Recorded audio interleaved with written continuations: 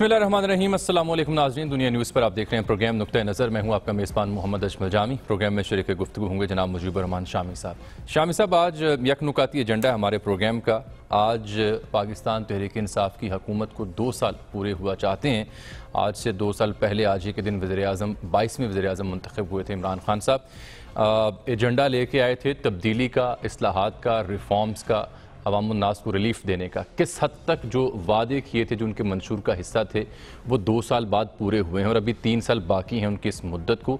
आने वाले दिनों में क्या चैलेंजेस होंगे, इन तमाम मौज़ूआत पर आज हम बात करेंगे। बिलखुसूस मईशत का मामला हो, एहतसाब का नारा हो, इस्लाहात का, रिफॉर्म्स का मामला हो, कानून साजी हो ईवानों में, अवामुन्नास को रिलीफ देने का मामला हो, खारजा पॉलिसी का मुहाज हो या सियासी जो अदम इस्तेहकाम है मुल्क में उसका ज़िक्र हो, इन तमाम शोबाजात को आज हम टच करेंगे।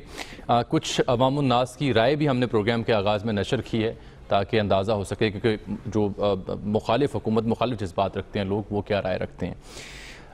शामी साहब, प्रोग्राम में हमें कुछ ही देर बाद शरीक होंगे गुफ्तगू के लिए जनाब सुहेल वड़ाई साहब भी, लेकिन मैं आगाज़ आपसे कर रहा हूँ। अगर हम ये कहें कि 2 साल पूरे हो गए इमरान खान हुकूमत के, कौन से 3 अहम कारनामे हैं जो उन्होंने अचीव किए इन 2 सालों में, और 3 बड़ी नाकामियाँ कौन सी हैं? देखें, इमरान खान साहब ने अपनी इंतखाबी मुहिम के दौरान भी और उससे पहले अपनी जिद्दोजहद के दौरान भी जो वादे किए थे, जो दावे किए थे, और जिस तरह से मुल्की हालात को दुरुस्त करने का, चुटकियों में चुटकियां बजाते हुए दुरुस्त करने का ऐलान किया था, उसके हवाले से अगर आप मापें तो फिर एक मायूसी की लहर दौड़ती है।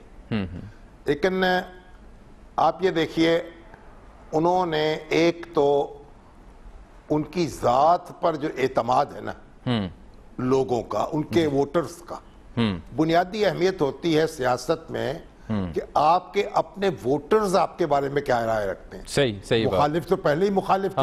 हाँ। तो उनके जो वोटर्स हैं उनका एतमाद उनको आज भी हासिल है। ठीक बात। जो लोग मुख्तलिफ सर्वेज में, मुख्तलिफ पोल्स में, अभी हमारे हबीब अकरम साहब जो हैं गली गली जाते हैं, गांव जाते हैं, शहर शहर जाते हैं, लोगों से पूछते हैं, और वो कोई प्लान नहीं होता, बस एट रैंडम वो। बिल्कुल। तो उसमें जो खान साहब के जो हामी हैं, जो उनके वोटर्स हैं, उनमें से इक्का दुक्का ही ऐसे होंगे जो कहें कि हम उनको वोट नहीं देंगे। तो ये बड़ी अचीवमेंट तो ये है कि खान साहब की जो अपनी क्रेडिबिलिटी है वो उन्होंने बरकरार रखी है। ठीक। और अभी तक उनसे उम्मीदें जो हैं वाबस्ता हैं। ये नहीं कहा जा रहा कि बस मामला खत्म हो गया और अब इनको कोई हुकूमत का हक हासिल नहीं है। एक बात। दूसरी बात ये मैं समझता हूं कि जो करंट अकाउंट का खसारा है जी, जो 20 अरब डॉलर को छू रहा था, वो तो छुकड़ा है, वो 3 अरब डॉलर पर पहुंच गया। ठीक। और उसकी जो भी वजूहात हों, जो भी लोग कीड़े डाले हैं, उसको इतराफ ना करें, लेकिन ये तो है बड़ी बुनियादी हकीकत है। वो उनका जो करंट अकाउंट डेफिसिट है वो कम हुआ है। अब इतना कम हुआ है कि एक आप समझे कि ना होने के बराबर रह गया। ठीक। तो ये पाकिस्तान को जो डॉलर की तलाश में मारे फिरना पड़ता था, कभी इस जगह कशकोल है, कभी उस जगह कशकोल है, कभी IMF के पास है, कभी किसी और आलमी अदारे के पास है, दोस्तों को भी आजमा रहे हैं और दुश्मनों को भी हंसा रहे हैं। वो ये कि हमारा अपना जो साल भर का खर्चा है वो उसके डॉलर हमारे पास नहीं होते थे। और तो ये बहुत बड़ी तीसरी कामयाबी, तीसरी कामयाबी उनकी ये है कि जो कोरोना वायरस है उस पर काबू पाया गया। अब इसमें भी आप ये कह सकते हैं, तरह तरह के नुक्ते बयान किए जा सकते हैं। उनसे इस कामयाबी जो है उसका जो क्रेडिट है वो छीना जा सकता है।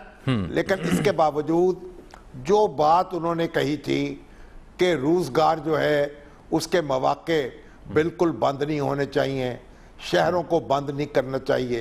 फिर उन्होंने बड़े यानी जो अदारा कायम किया, CNOC क्या, NCOC, उसने NCOC, مجھے نام ہی بھول جاتا ہے ہمیشہ, تو NCOC جو ہے اس نے بڑے سلیقے سے اور طریقے سے, جبکہ یہ کہا جا رہا تھا کہ ہمارے ہاسپٹلز جو ہیں وہ بھر جائیں گے, مریض فٹ پاتھوں پہ لگے نظر آئیں گے, ڈاکٹر پریشان تھے, عام لوگ پریشان تھے, اور اپوزیشن کی جماعتیں پریشان تھیں اور خان صاحب کے لتے لے رہی تھیں, وہ اب انہوں نے جو حکمت عملی اختیار کی تھی اس کے نتیجے میں یہی کہا جائے گا.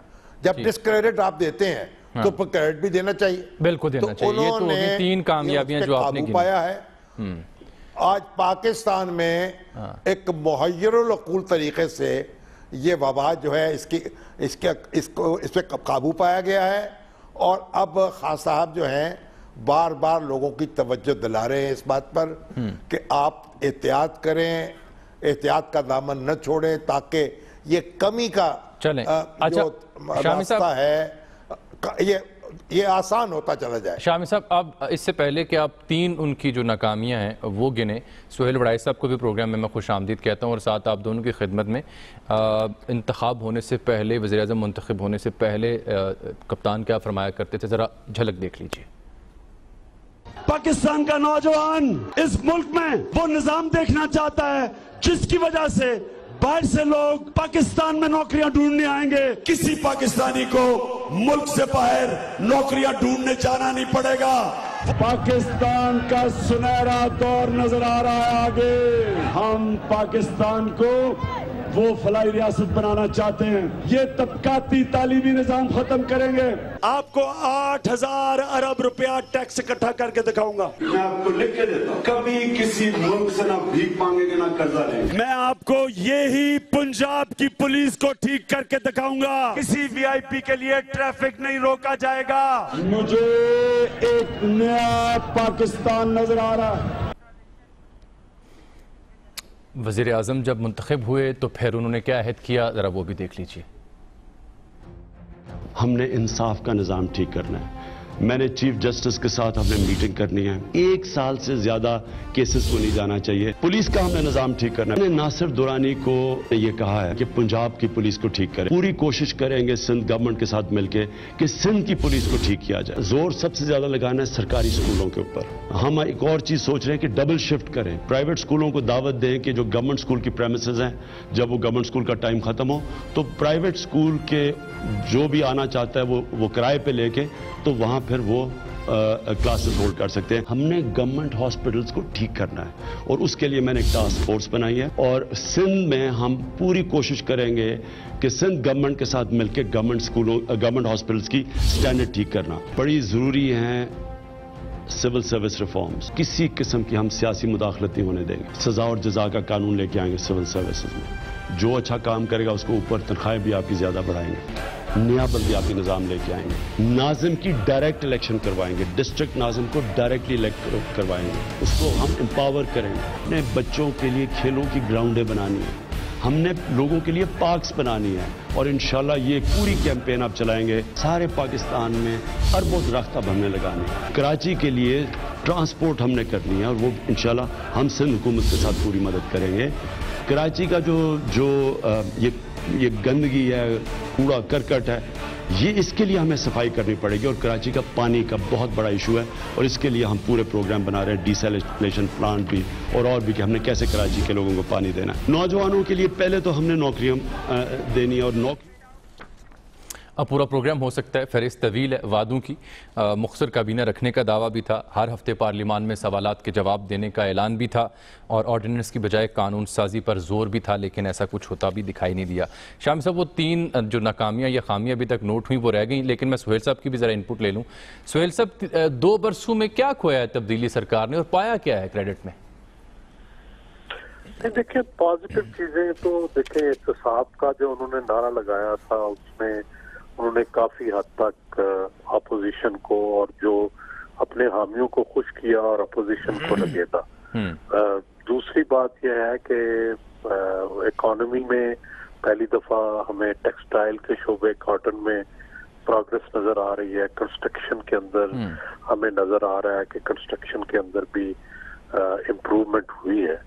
تو یہ وہ چیزیں ہیں جس میں مجھے لگتا ہے کہ کچھ پازیٹیوٹی ہے، اور جو نیگیٹو ہے کہ جو ریفارم ایجنڈا تھا اس کے اوپر کوئی کام نہیں ہوا، اور دوسرا منفی یہ بات ہے کہ قوم کو ایک متحد اور متفق کرنے کی کوشش کی بجائے اپوزیشن کے ساتھ جس طرح کا سلوک کیا گیا ہے توہین آمیز، اس سے قوم اور بکھری ہے، اور جس طرح سے عمران خان کی قیادت میں قوم کو متفق ہونا چاہیے تھا اس کے راستے میں ان کا احتساب کا ایجنڈا جو شروع میں لگتا تھا کہ شاید اس کی کچھ اہمیت ہے، لیکن بعد میں اس پہ سیاسی رنگ زیادہ آ گیا، تو یہ میری نظر میں باقی سب سے بڑی جو کمی ہے میں سمجھتا ہوں کہ وہ ان کے ریفارم ایجنڈے میں کمی ہے، نہ انصاف پہ کچھ ہوا، نہ لوگوں کے مسائل کے حل کے لیے کچھ ہوا، یہ سب سے بڑی کمی ہے۔ ٹھیک، ساتھ رہیے گا سہیل صاحب۔ شامی صاحب، 3 بڑی خامیاں آپ کے نزدیک کیا یہی ہیں یا کچھ اور آپ ایڈ کرنا چاہیں گے؟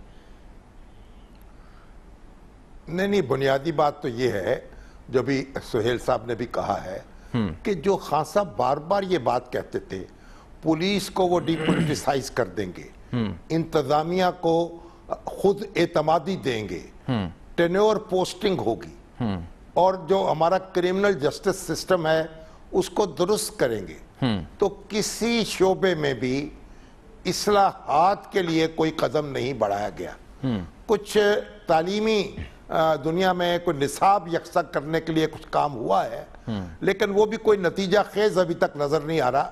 تو اس میں جو بنیادی جو تبدیلی، یہ تبدیلی سرکار ہے نا، یعنی تبدیلی کا نعرہ لگا کے جو آئی تھی، جی بالکل، تو جو تبدیلی ہے انتظامیہ میں، تبدیلی ہے عدلیہ میں، تبدیلی ہے پولیس میں، وہ نہیں ہے، بلکہ ایسے معلوم ہوتا ہے کہ وہ نعرہ ہی جو ہے فراموش کر دیا گیا ہے۔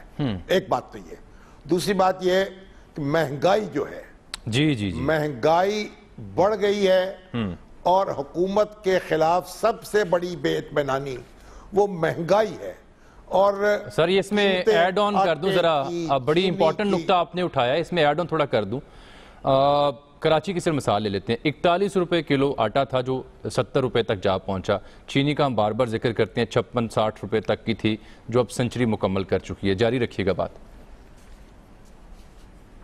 دیکھیے اب یہ جو آپ دیکھیں جہاں بھی شکایت ہے لوگوں کو، بجلی کی قیمت جو ہے، بجلی کے نرخوں میں بڑا اضافہ ہو گیا اور لوگوں کی پہنچ سے باہر ہو گئی، جو بل دینے کی سخت نہیں ہے اس کے باوجود بجلی نہیں مل رہی۔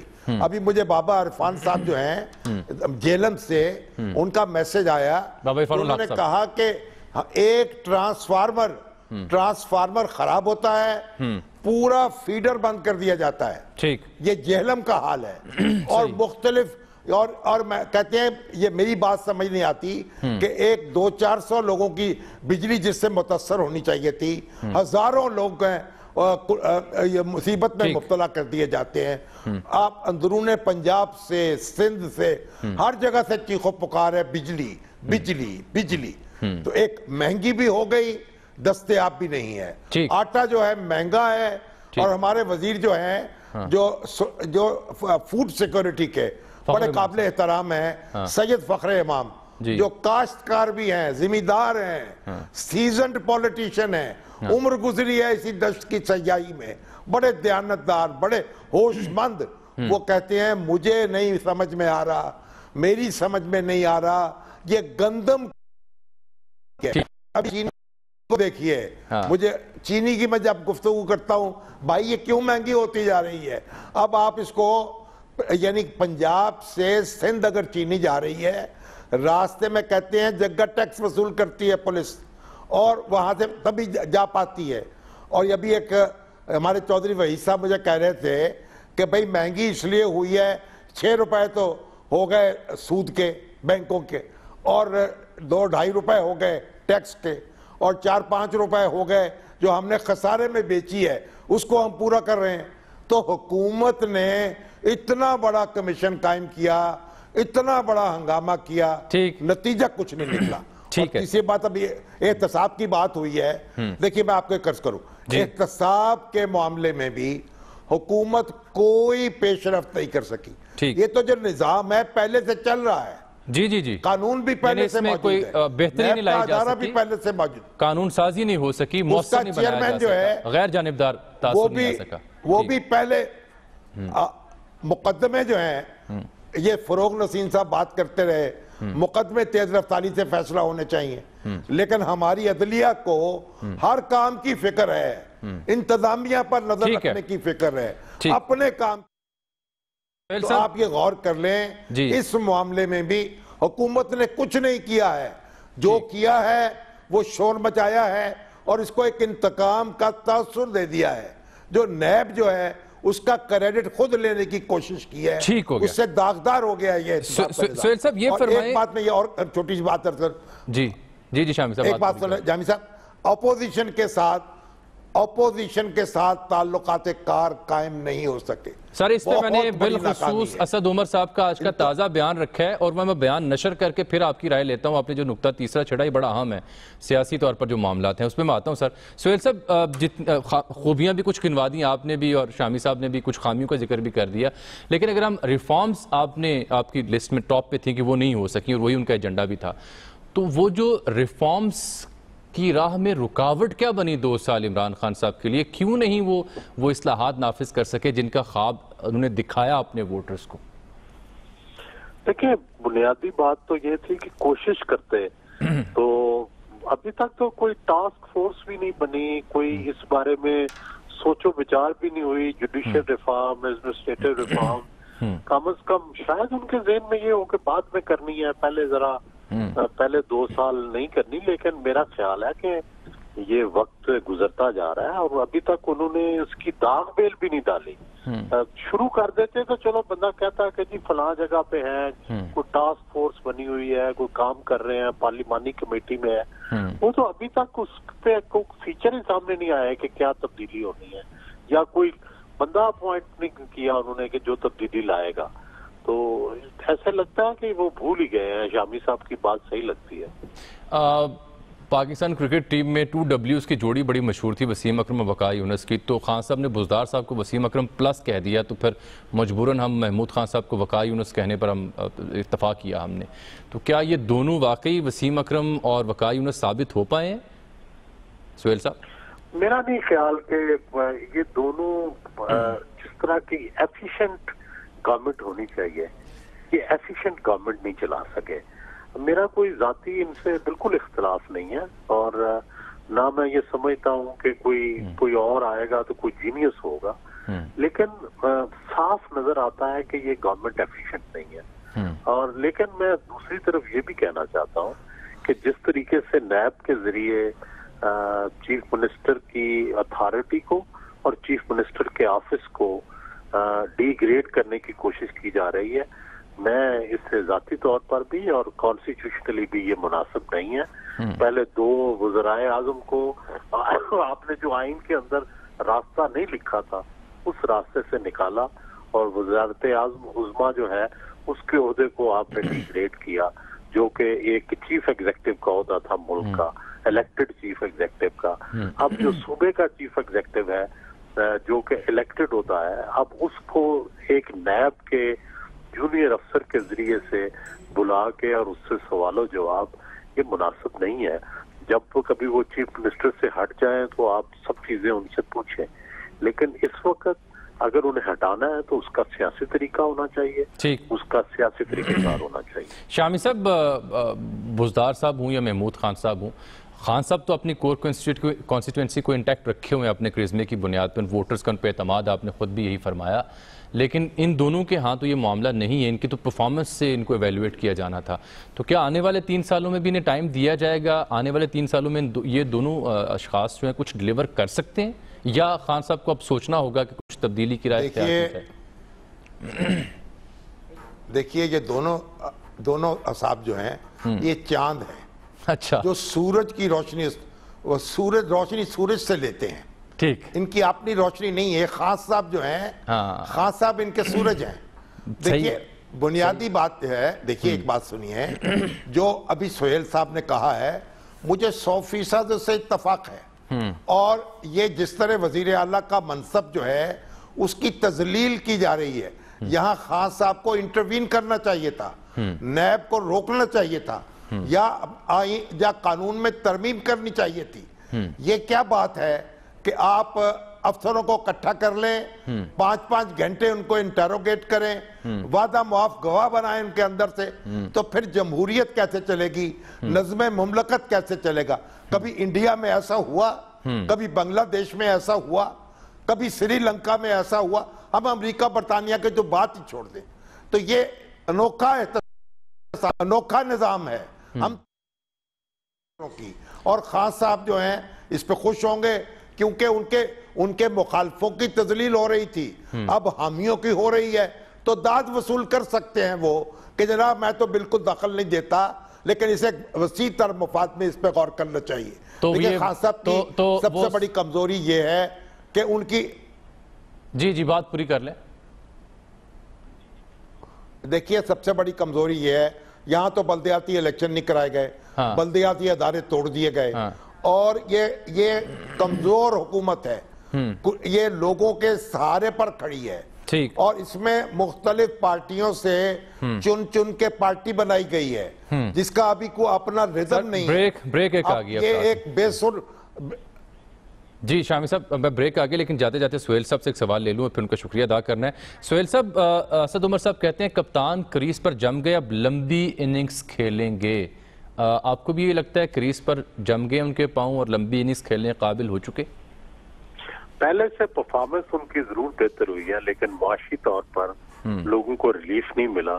میرا خیال ہے کہ اگر معیشت ٹھیک نہ ہوئی تو کریز پر ٹھہرنا مشکل ہوگا. بہت شکریہ جناب سہیل بڑائی صاحب. شام صاحب, کئی سوالات اور بھی رہ گئے ہیں, ان پر بھی بات کرتے ہیں ہم, لیکن ایک بریک کے بعد ناظرین ہمارے ساتھ رہیے گا.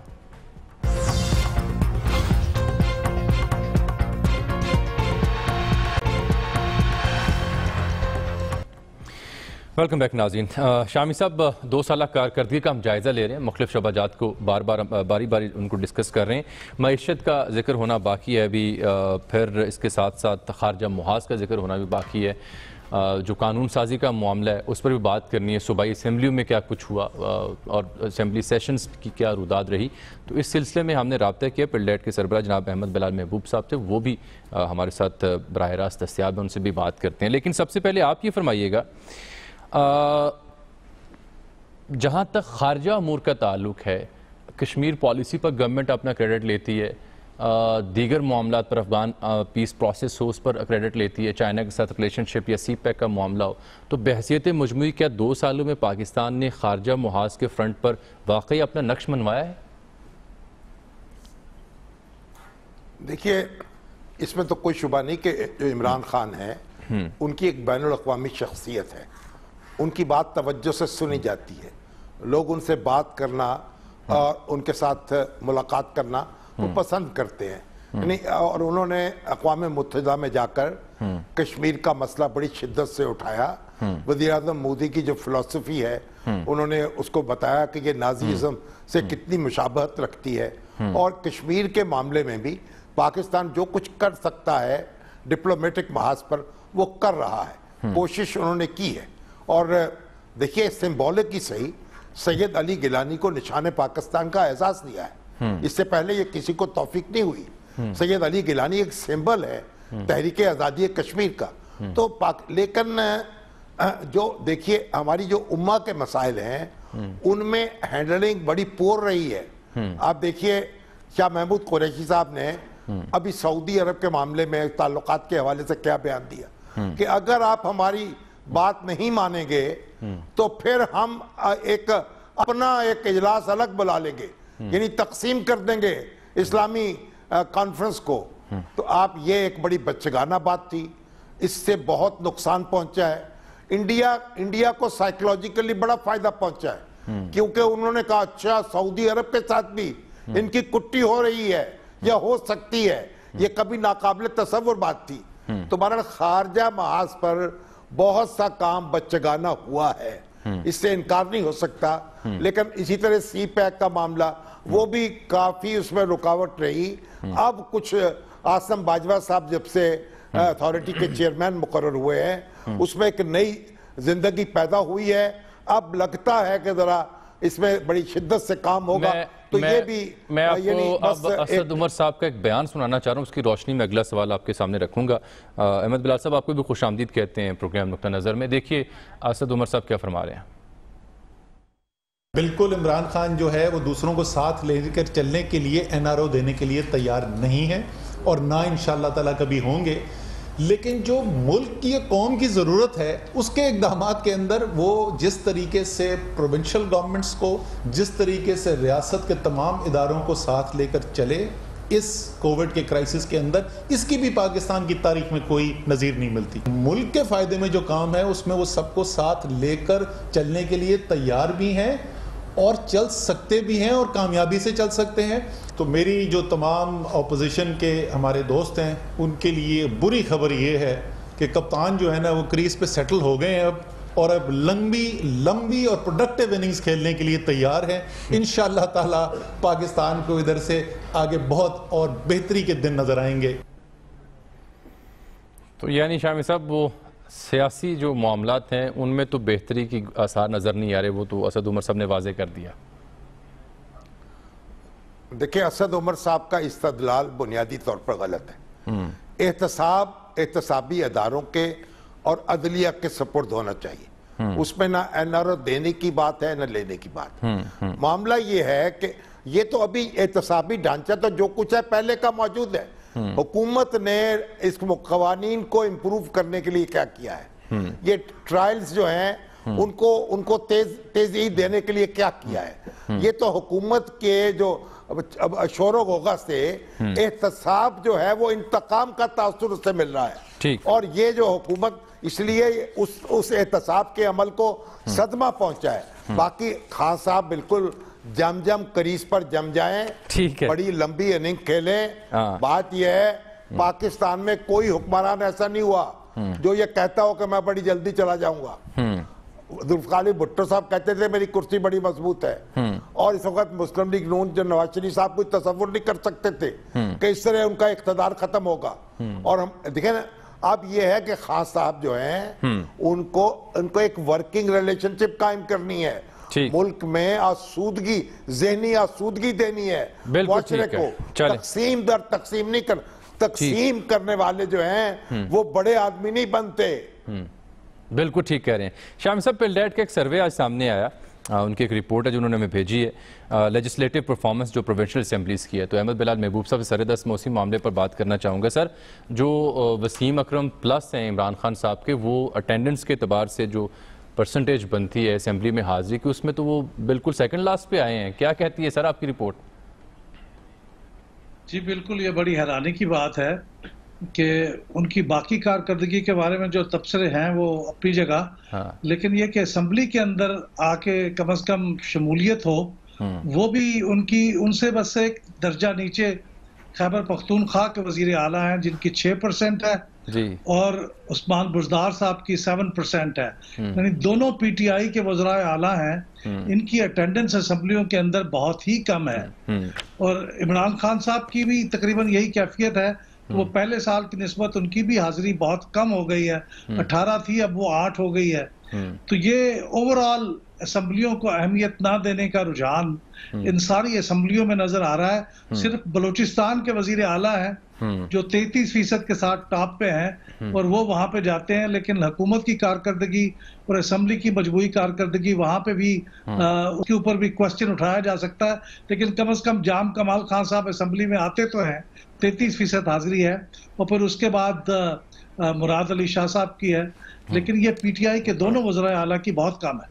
ٹھیک، اچھا اگر ہم قانون سازی کا ذکر کریں تو میں نے مراد علی شاہ صاحب ان کی پرسنٹیج کیا ہے؟ ان کی سر 31% ہے، 31% اور 41% جو سب ہیں۔ جی اچھا احمد صاحب، میں آپ سے جاننا چاہ رہا تھا کہ وعدہ یہ کیا گیا تھا کہ ہم مؤثر قانون سازی کریں گے اور آرڈیننس کو ڈسکریج کیا گیا تھا، لیکن مجموعی طور پر اگر قومی سطح کی بات کریں تو 38 سے زائد آرڈیننسز آئے ہیں۔ صوبائی اسمبلیوں کی کیا صورتحال تھی قانون سازی کے اعتبار سے؟ صوبائی اسمبلیوں میں دیکھیے قانون سازی پہلے سال کی نسبت تو امپروو ہوئی ہے، یعنی کافی کنسیڈریبلی امپروو ہوئی ہے۔ 3 اسمبلیوں میں، پنجاب میں، سندھ میں اور خیبر پختونخوا میں۔ مثال کے طور سے پنجاب میں پہلے سال میں 17 ہوئے تھے تو اب دوسرے سال میں 41 بل پاس ہوئے ہیں. اسی طرح خیبر پختونخوا میں پہلے سال 30 ہوئے تھے تو دوسرے سال 59 ہوئے ہیں. یعنی یہ سب سے زیادہ جہاں قانون پاس ہوئے ہیں چاروں اسمبلیوں میں وہ خیبر پختونخوا ہے. اور یہی کیفیت سندھ اسمبلی میں ہے. وہاں پہلے سال 12 ہوئے تھے اور دوسرے سال یعنی اب جو سال ختم ہوا ہے اس میں 24 ہوئے ہیں. لیکن تشویش کی بات یہ ہے کہ بلوچستان میں یہ تعداد بڑھنے کی بجائے کم ہوئی ہے. پہلے سال 11 قانون پاس ہوئے تھے, اب صرف 8 ہوئے ہیں. اور یہ پورے ملک کے ساتھ جو ٹرینڈ سے ہٹ کے بلوچستان اسمبلی جا رہی ہے یہ باعث تشویش ہے ملک کی یگانگت اور انٹیگریٹی کے پوائنٹ آف ویو سے.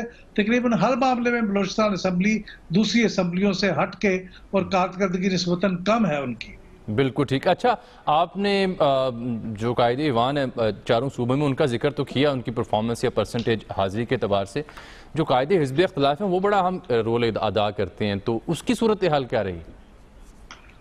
قائد حزب اختلاف میں بلوچستان کی اسمبلی میں جو قائد حزب اختلاف ہیں JUI سے ان کا تعلق ہے سکندر صاحب, ان کی کارکردگی سب سے اچھی رہی ہے.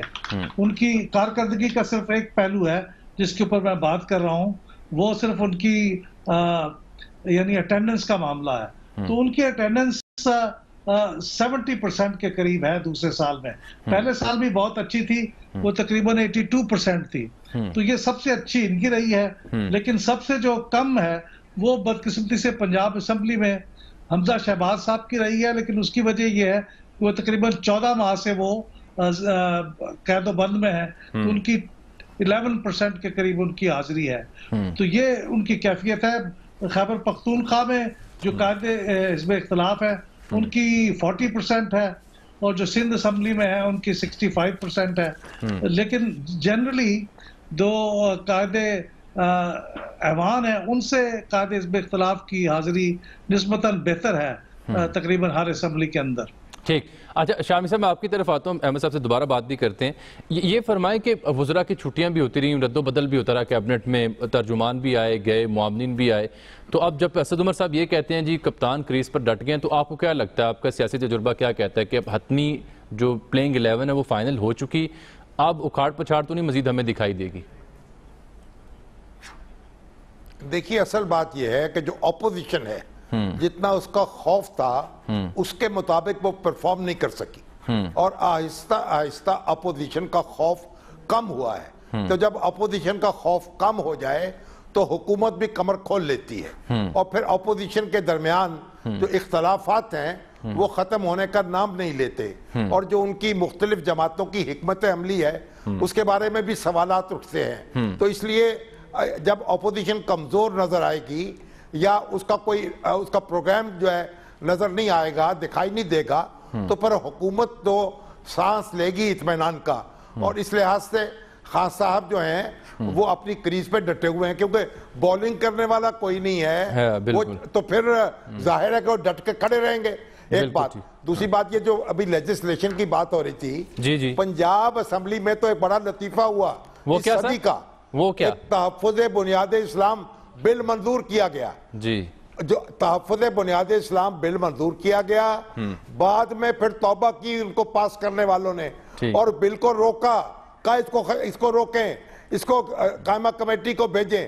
یہ فرقہ واریت اس سے پھیل رہی تھی, ایک بڑا احمقانہ کام ہوا جلد بازی میں, لیکن پھر اس پہ توبہ, یعنی واپس لیا گیا کوئی بل.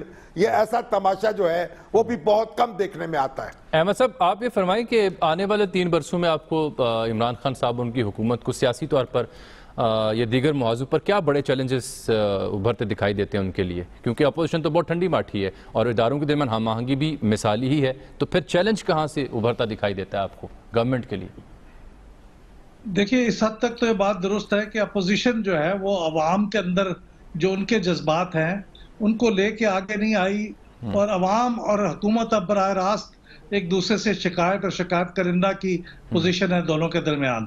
یعنی لوگوں کو جو شکایات ہیں اپوزیشن اس کو ایک مؤثر طریقے کے ساتھ حکومت کے ساتھ وہ نہیں اٹھا سکی, یہ تو بات صحیح ہے. لیکن جو ان کی کارکردگی کے بنیادی معاملات ہیں جن کا براہ راست عوام سے اثر پڑتا ہے, جیسے یہ بنیادی بات ہے کہ اب چینی کی قیمتیں ہیں, اب چینی کی قیمتیں ہیں، تحقیقات ہو گئی، کمیشن بن گیا، سب کچھ ہو گیا، لیکن قیمتیں بڑھتی چلی جا رہی ہیں. آٹے کی قیمتیں چند دنوں کے اندر نئی فصل آنے کے بعد بڑھتی چلی جا رہی ہیں. تو یہ سوال پیدا ہو رہے ہیں. لیکن چند ایک حوصلہ افزا باتیں جو گورنمنٹ کی طرف سے نظر آئی ہیں، اگر انہوں نے چیزوں کو ایک قابو پا لیا، جیسے وہ آئی پی پیز کے ساتھ ان کی نیگوسیشنز ہوئی ہیں. ابھی تو وہ چند تھوڑی تعداد ہے جن کے ساتھ یہ کوئی ایم او یو سائن ہوا ہے، لیکن اگر جو بڑی تعداد ہے ان کے ساتھ بھی اگر اس طرح کی بات کر لیتے ہیں اور الیکٹریسٹی کی قیمت جو ہے وہ کم کرنے پہ اتفاق ہو جاتا ہے، تو یہ بہت بڑا وہ کام ہوگا. اور اگر اس طرح ریمیٹنسز کا بڑھنا جو ہے، یہ بھی اگر کوئی ٹرینڈ بڑھ جاتا ہے، قائم رہتا ہے، تو یہ بھی حکومت کو میرے خیال میں اس کا فائدہ پہنچے گا. تو لیکن گورننس کے معاملات ابھی تک تو بہت کمزور ہیں، اور اس کی بہتری کے آثار نسبتاً ایک دو انسٹانسز کے علاوہ کچھ زیادہ نظر نہیں آتا. شامی صاحب یہی سوال آپ کے لیے. سر کیا بڑے چیلنجز ابھرتے دکھائی دیتے ہیں آپ کو آنے والے برسوں میں، آنے والے مہینوں میں عمران خان صاحب کے لیے، ایسے موقع پر جبکہ اپوزیشن اتنا ٹف ٹائم نہیں دے سکے جس کی توقع تھی، اور ایسے موقع پر جب انہیں مثالی تعاون حاصل ہے اداروں کا؟ دیکھیے پی ٹی آئی جو ہے اس کو پی ٹی آئی سے خطرہ ہے. اگر ایسی فضا پیدا ہو جائے جہاں اپوزیشن کا دباؤ کم ہو جائے تو پھر پارٹی کے اندر کے تضادات ابھرنا شروع ہو جاتے ہیں. ماضی میں ہم نے دیکھا ہے ذوالفقار علی بھٹو صاحب کی حکومت میں ان کے اندر جو لوگ ان کے بہت قریبی تھے، وہ غلام مصطفیٰ کھر، محمد حنیف رامے، معراج محمد خان، جیر رحیم، سارے دور ہوتے چلے گئے. تو یہ جو ایک بڑا چیلنج ہے، اور پی ٹی آئی کو اپنے آپ سے خطرہ درپیش ہوگا اگر اپوزیشن نے اپنے آپ کو نہ سنبھالا. جی اور ایک بات، دوسری بات یہ ہے کہ یہ ہماری جو اپوزیشن ہے اس کو اس بات پر غور، جو ایک پیج پر ایک بڑی بات یہ ہے کہ فوجی قیادت اور سیاسی قیادت یکسو رہے ہیں. جی اور اس کے یہ بڑا مثالی تعاون رہا ہے بڑے فوج کا سیاسی قیادت کا، بالکل ٹھیک کہہ رہے ہیں. لیکن میں یہ سمجھتا ہوں کہ جب ایجنسیوں کے سربراہ جو ہیں وزیر اعظم سے ملتے ہیں، ان کی میڈیا کوریج نہیں ہونی چاہیے. یہ جو ہے اس سے بھی کچھ تاثر اچھا نہیں ملتا. لیکن بہرحال میں سمجھتا ہوں کہ یہ فوج اور سیاست اور حکومت جو ہے اس کا ایک ساتھ ہونا اور مل کر چلنا، یہ بڑی نیک فعل ہے. اور میری دعا ہے کہ یہ ایسا معاملہ رہے. اس کا مطلب یہ نہیں ہے کہ فوج سیاست میں دخل دے. ٹھیک ہے شامی صاحب، بریک کا وقت آن پہنچا، آپ نے کنکلوڈ کر دیا. احمد صاحب آپ تشریف لائے پروگرام میں، آپ کا بہت شکریہ. ناظرین break.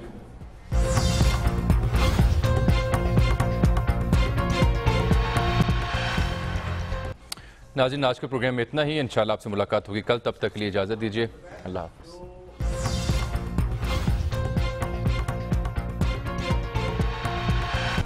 Hi, it's Sayyeda Shanaz here. Thank you for watching Dunya News. For more videos and updates, don't forget to click the subscribe button.